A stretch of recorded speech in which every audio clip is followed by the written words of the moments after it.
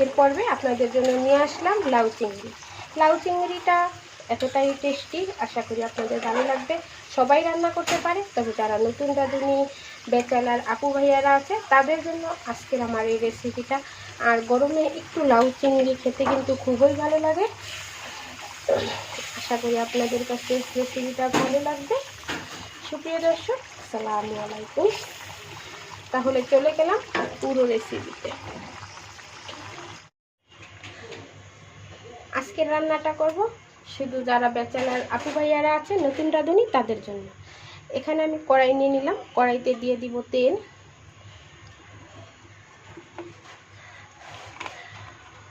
Soybean তেল দিয়ে দিলাম। দিয়ে দিব পেঁয়াজ বাটা, তবে আপনারা এখানে চাইলে কাটা পেঁয়াজটাও দিতে পারেন, তবে বাটা পেঁয়াজের দিয়ে যদি লাউ চিংড়িটা রান্না করা হয় তাহলে কিন্তু খেতে মজা হয়। এখন পেঁয়াজটাকে একটু খুব ভালো করে ভেজে নেব। এখন দিয়ে দিব 1 টেবিল চামচ লবণ, 1/2 টেবিল চামচ হলুদের গুঁড়া, 1/2 টেবিল চামচ মরিচের গুঁড়া, 1/2 টেবিল চামচ ধনিয়ার গুঁড়া দিয়ে সম্পূর্ণ মশলাটাকে খুব ভালো করে একটু কষিয়ে নেব।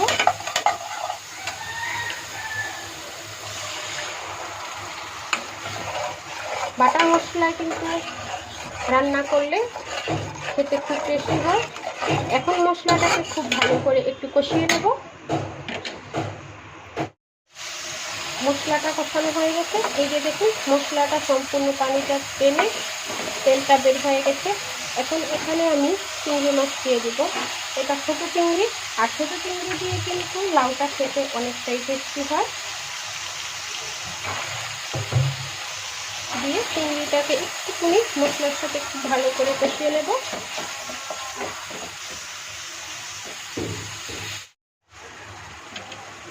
মাছটাকে দিয়েও আমরা কষিয়ে নিলাম।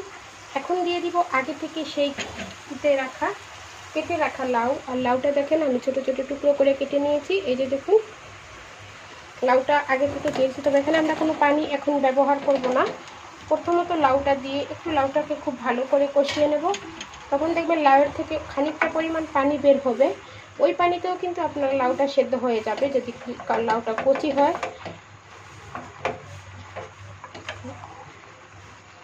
এখন একটু নেড়াচাড়া করে এটাকে ঢেকে দিব। ঢেকে দিয়ে উল্টে পাল্টে দেব। অপেক্ষা করব লাউটা খুব ভালো করে কষানো পর্যন্ত।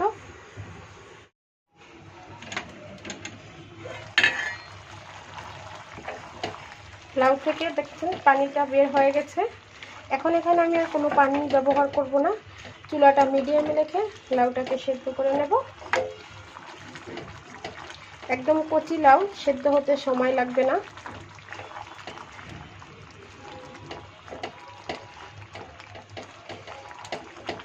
এভাবে করে লাউ চিংড়ি রান্না করলে শুধু লাউ চিংড়ি দিয়ে আপনারা ভাত খেতে পারবেন। এখন অপেক্ষা করব লাউটা সেদ্ধ হওয়া পর্যন্ত।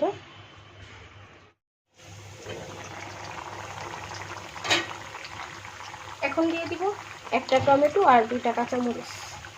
টমেটো আর কাঁচামরিচটা দিয়ে দিলাম, তবে আপনাদের হাতের কাছে টমেটোটা না থাকলে দেওয়ার প্রয়োজন নেই। দিয়ে দিলাম কাঁচামরিচটা। লাউটাও প্রায় অনেকটাই সেদ্ধ হয়ে গেছে, আর 2-3 মিনিট রান্না করলেই লাউ চিংড়িটা হয়ে যাবে।